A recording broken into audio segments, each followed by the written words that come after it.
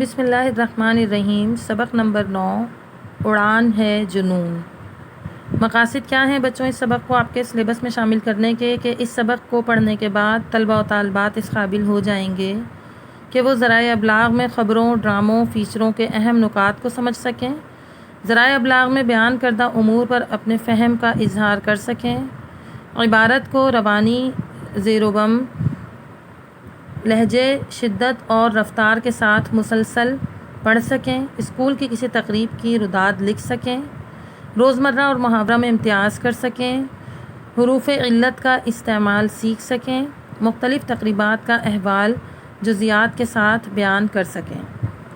اہم الفاظ ہیں اس کے: گلائڈر، ٹیکنک، خراج تحسین، چھلانگ، کارک، متاثر، ڈیزائن، مرمت۔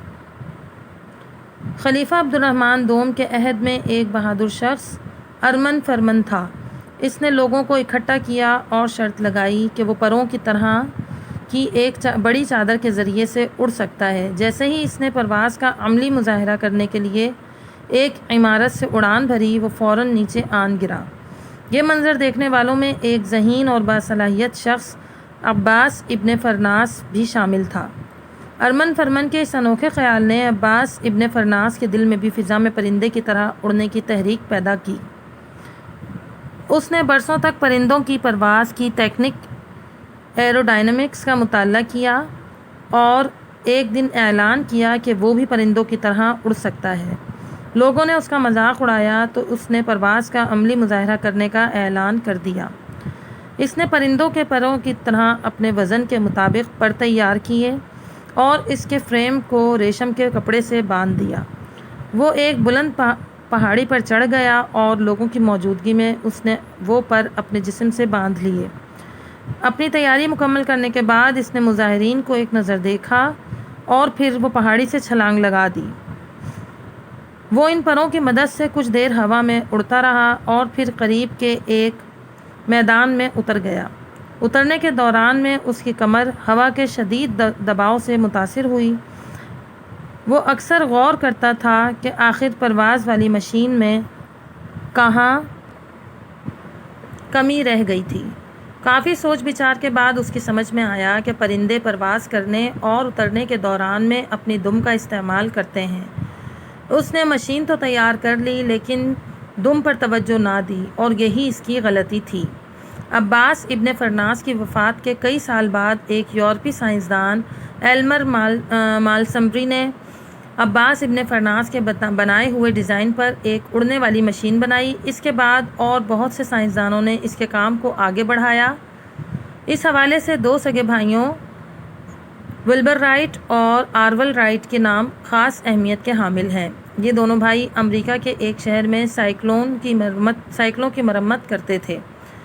ایک دفعہ ان کے والد نے انہیں ہیلی کاپٹر نما ایک کھلونا لا کر دیا۔ یہ کھلونا کاغذ، بانس اور کارک سے بنا ہوا تھا جس کا سائز ایک انسانی ہاتھ کے برابر تھا۔ کچھ عرصے تک دونوں بھائی اس کھلونے سے کھیلتے رہے۔ بالآخر وہ کھلونا ٹوٹ گیا۔ دونوں بھائیوں نے مل کر ویسا ہی ایک اور کھلونا بنانے کی کوشش کی۔ اگرچہ ہیلی کاپٹر بنانے کا یہ پہلا تجربہ ناکام رہا لیکن انہوں نے ہمت نہ ہاری۔ وہ مسلسل کوشش اور تجربات کرتے رہے۔ آخر 1900 میں دونوں بغیر انجن والا ایک گلائڈر بنا کر اڑان بھرنے میں کامیاب ہو گئے۔ یہ گلائڈر خود اڑنے کی صلاحیت نہیں رکھتا تھا، لہٰذا دونوں بھائی اسے ایک پہاڑی پر لے جاتے اور اوپر سے دھکیل دیتے۔ گلائڈر آہستہ آہستہ اڑتا ہوا نرم ریت پر اتر جاتا۔ اس تجربے نے ان کا حوصلہ مزید بلند کیا۔ انہوں نے پھر ایک ایسا انجن تیار کیا جسے وہ گلائڈر میں لگا کر پرواز کرنے میں کامیاب ہو گئے۔ دونوں بھائیوں نے الگ الگ پروازیں کیں۔ پہلی پرواز صرف 12 سیکنڈ جاری رہی اور اس نے 120 فٹ کا فاصلہ طے کیا، جبکہ دوسری اور تیسری پرواز کا دورانیہ پہلے سے زیادہ تھا۔ اس عظیم کارنامے پر دونوں بھائیوں کو دنیا بھر میں اعزازات سے نوازا گیا۔ رائٹ برادران کی یہ کامیابی باقی سائنسدانوں کے لیے ایک تحریک ثابت ہوئی اور ہوا میں اڑنے کے اس کامیاب تجربے سے تاریخ کا ایک نیا باب شروع ہوا۔ آج دنیا کے تقریباً تمام ممالک میں ہوائی سروس موجود ہے۔ آواز سے بھی زیادہ تیز رفتار سپر سونک طیارے بننے لگے ہیں۔ پہلے جو سفر دنوں میں طے ہوتا تھا ہوائی جہاز کی بدولت، وہی سفر آج گھنٹوں میں طے ہونے لگا ہے۔ اس کی بدولت نہ صرف بین الاقوامی تجارت کو فروغ ملا ہے بلکہ وقت کی بھی بچت ہوئی ہے۔ الغرض ہوائی جہاز ایک کمال کی ایجاد ہے، اس کے موجد کو جس قدر خراج تحسین پیش کیا جائے کم ہے۔